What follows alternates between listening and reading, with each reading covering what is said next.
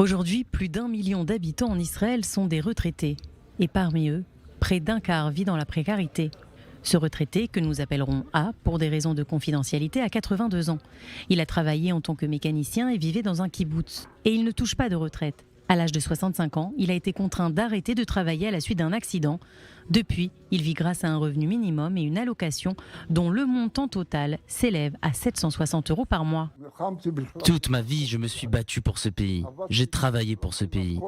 Et maintenant que je suis âgé, je n'ai plus rien. Quand on touche aussi peu d'argent, on réfléchit à 2 fois avant d'ouvrir son porte-monnaie. Il y a même des fois où je ne peux même pas me payer mes médicaments. Personne ne peut vivre dans des conditions pareilles. Souvent, je vais me coucher sans avoir dîné parce que je n'ai rien à manger. A n'a pas d'enfant. C'est une association, La Tête, donnée en hébreu, qui lui apporte à manger. Et il n'est pas le seul à lutter pour survivre. Si l'on en croit les statistiques, 22,6% des retraités israéliens vivent sous le seuil de pauvreté. Ça fait 71 ans que je vis en Israël. J'ai participé à toutes les guerres.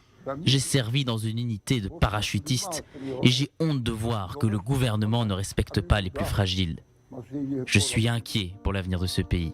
La semaine dernière, le gouvernement israélien a approuvé un nouveau budget qui prévoit d'augmenter la retraite des personnes âgées d'un montant équivalent à 110 €. 110 €, ce n'est rien. Avec les prix qui ont augmenté pour les dépenses de tous les jours, ça ne représente pas grand-chose. C'est comme si je recevais un cadeau, mais que la boîte était vide. En tant que société, il faut qu'on se pose une question. Est-ce qu'on peut laisser la vie des retraités entre les mains d'une association ou est-ce que c'est le gouvernement qui doit leur fournir un filet de sécurité, une aide qui couvrira leurs besoins du quotidien et leur permettra de vivre dans la dignité jusqu'à leur dernier jour? Pour le moment, les personnes âgées touchent seulement 70% du salaire minimum.